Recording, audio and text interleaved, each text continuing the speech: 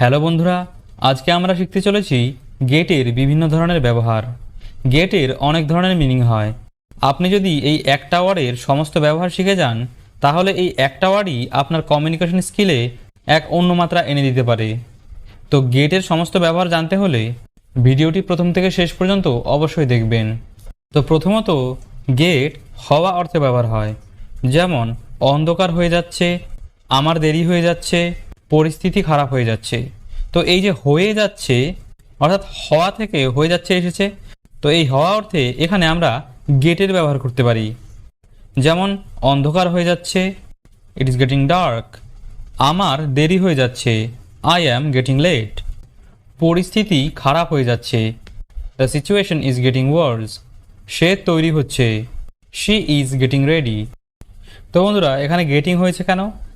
কারণ এই সেন্টেন্সগুলো present continuous টেন্সে রয়েছে, তাই এখানে গেটের সঙ্গে আইএনজি যুক্ত হয়ে গেটিং হয়েছে। তো আমরা দেখলাম হওয়া অর্থে আমরা গেটের ব্যবহার করতে পারি। তো এরপরে আন্ডারস্ট্যান্ড অর্থাৎ বুঝতে পারা অর্থেও গেটের ব্যবহার হয়, অর্থাৎ কোনো কিছু বুঝতে পারা এরকম অর্থে আমরা গেটের ব্যবহার করতে পারি। যেমন সে এটা বুঝতে পেরেছিল, তো আমরা বলতে পারি যে হি আন্ডারস্টুড ইট। তো আন্ডারস্টুড আন্ডারস্ট্যান্ডের পাস্ট ফর্ম। তো এখানে পাস্ট ফর্ম কেন? কারণ এটি পাস্ট ইনডিফিনিট টেন্স। তো এখানে আমরা আন্ডারস্ট্যান্ডের জায়গায় গেটের ব্যবহার করতে পারি, হি গট ইট। তো গট হচ্ছে গেটের পাস্ট ফর্ম, আর এটা যেহেতু পাস্ট ইনডিফিনিট টেন্স, তাই এখানে গেটের পাস্ট ফর্ম গট বসেছে, হি গট ইট। আমি তোমার কথা বুঝতে পারিনি। তো প্রথমত আমরা বলতে পারি I did not understand your word. তো এই আন্ডারস্ট্যান্ডের জায়গায় আমরা গেটের ব্যবহার করতে পারি যে I did not get your word, I did not get your word. তুমি আমাকে ভুল বুঝছো, you are getting me wrong. তুমি কি এটা বুঝতে পেরেছিলে, ডিড ইউ গেট ইট। তো আন্ডারস্ট্যান্ড অর্থাৎ বুঝতে পারা অর্থে আমরা গেটের ব্যবহার করতে পারি। তো এরপরে ব্রিং অর্থাৎ আনা অর্থে আমরা গেটের ব্যবহার করতে পারি। যেমন আমাকে এক গ্লাস জল এনে দাও। তো আমরা বলতে পারি যে bring me a glass of water. তো এই আনা অর্থাৎ এই ব্রিংয়ের পরিবর্তে কিন্তু আমরা গেটের ব্যবহার করতে পারি, get me a glass of water. তো যখন আমরা কোনো কিছু আনা বোঝাবো তখন আমরা ব্রিংও ব্যবহার করতে পারি, আবার গেটেরও ব্যবহার করতে পারি। আমাকে একটি বই এনে দাও, ব্রিং মি এ বুক।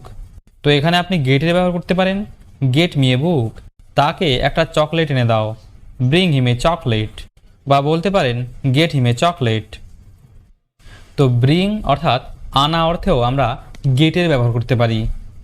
তো এরপরে বাই অর্থাৎ কেনা অর্থেও আমরা গেটের ব্যবহার করতে পারি। যেমন একটা চকলেট কিনে নাও।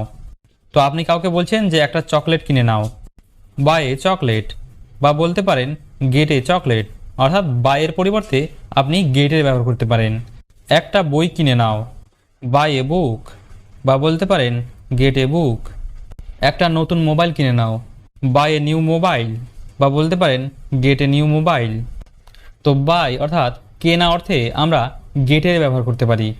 তো এরপরে ফাইন্ড অর্থাৎ কোনো কিছু খুঁজে পাওয়া, অর্থাৎ কোনো কিছু খুঁজে পাওয়া অর্থে আমরা গেটের ব্যবহার করতে পারি। যেমন ধরুন আপনার কিছু হারিয়ে গেছে, তো আপনি সেটা খুঁজে পেয়েছেন, তো সেখানে আপনি গেটের ব্যবহার করতে পারেন। যেমন তোমার মোবাইলটা পেয়েছিলে, did you find your mobile. বা বলতে পারেন did you get your mobile. তো এই ফাইন্ডের পরিবর্তে আমরা গেটের ব্যবহার করতে পারি। তোমার বইটা পেয়েছিলে, did you find your book. বা বলতে পারেন did you get your book. সে তার কলমটি পেয়েছিল, did he find his pen. বা বলতে পারেন did he get his pen. তো আমরা ফাইন্ড অর্থাৎ কোনো কিছু খুঁজে পাওয়া অর্থে গেটের ব্যবহার করতে পারি। তো এরপরে রিসিভ অর্থাৎ গ্রহণ করা বা পাওয়া অর্থে গেটের ব্যবহার করতে পারি। যেমন তুমি আমার চিঠিটা পেয়েছিলে, did you receive my letter. তো আপনি এখানে গেটের ব্যবহার করতে পারেন, did you get my letter, did you get my letter. আমি তোমার উপহারটি পেয়েছি। তো হয়তো কেউ আপনার জন্য কাউকে দিয়ে একটি গিফট পাঠালো, তো সে আপনাকে ফোন করে বললো যে গিফটটি কি পেয়েছো। তো আপনি বললেন যে আমি তোমার উপহারটি পেয়েছি বা গিফটটি পেয়েছি, I have received your gift. তো এই রিসিভের পরিবর্তে আপনি গেটে ব্যবহার করতে পারেন, I have got your gift.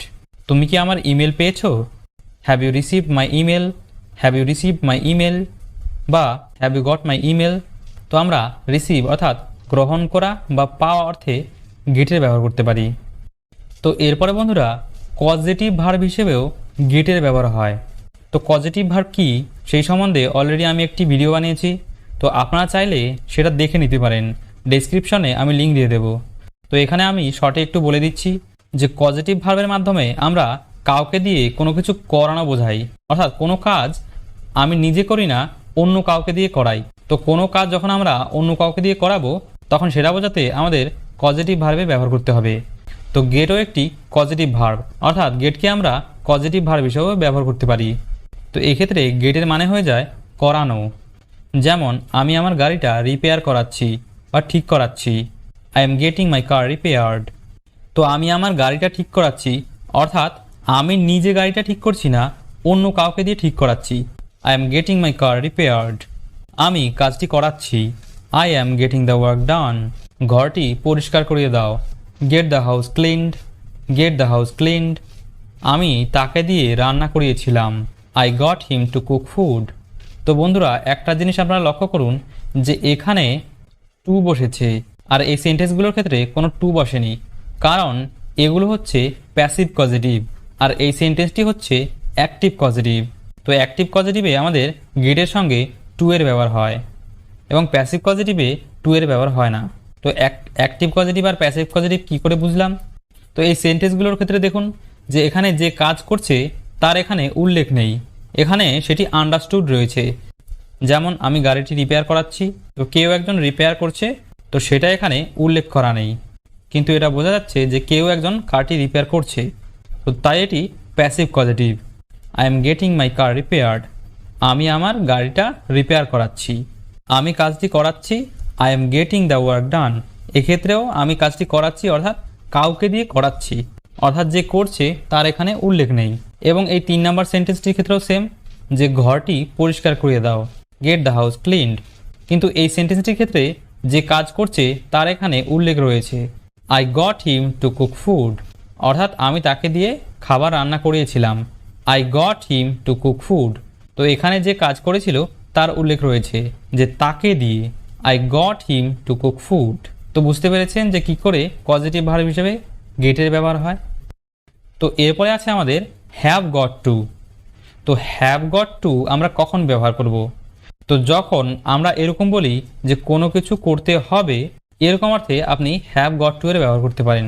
তো এই হ্যাভ গট টুকে শর্টে গটাও বলা হয়, গটা। যেমন আমাকে সেখানে যেতে হবে, I have got to go there. তো আপনি এই হ্যাভ গট টুকে গটা বলতে পারেন, আই গটা গো দেয়ার, আই গটা গো দেয়ার।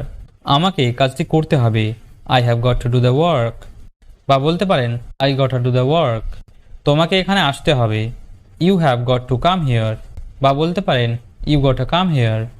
তো এরপরে আছে হ্যাভ গট এ। তো এর আগে আমরা দেখলাম যে হ্যাভ গট টু, কিন্তু এখানে হ্যাভ গট এ। তো এই হ্যাভ গট এ আছে অর্থে ব্যবহার হয়, অর্থাৎ কারো কাছে কোনো কিছু আছে এরকম অর্থে আমরা হ্যাভ গটের ব্যবহার করতে পারি। যেমন আমার কাছে একটা মোবাইল আছে, I have got A mobile, I have got A mobile. আমার কাছে একটা আইডিয়া আছে, I have got an idea, I have got an idea. তো এখানে অ্যান হয়েছে কেন? কারণ এখানে আই ভাওয়েল, আর আমরা জানি ভাওয়েলের আগে অ্যান বসে। I have got an idea. আমার কাছে তোমার জন্য একটা গিফট আছে, I have got a gift for you, I have got a gift for you. আমার কাছে একটা বই আছে, I have got a book, I have got a book. তো এগুলোই ছিল গেটের বিভিন্ন ধরনের ব্যবহার। আশা করছি আমি আপনাদের বোঝাতে পেরেছি। তো আপনাদের যদি কোথাও বুঝতে অসুবিধা হয়ে থাকে বা কোনো কনফিউশন থেকে থাকে তাহলে সেটা অবশ্যই আমাকে কমেন্ট বক্সে জানাতে ভুলবেন না। আর ভিডিওটি যদি আপনাদের ভালো লেগে থাকে তাহলে ভিডিওটিকে একটু লাইক করে দেবেন এবং চ্যানেলটিকে সাবস্ক্রাইব করে না থাকলে চ্যানেলটিকে সাবস্ক্রাইব করে দেবেন। তো আজকের ভিডিও এই পর্যন্তই, আবার দেখা হবে একটি নতুন ভিডিওতে। ততক্ষণ পর্যন্ত আপনারা সবাই ভালো থাকবেন, সুস্থ থাকবেন।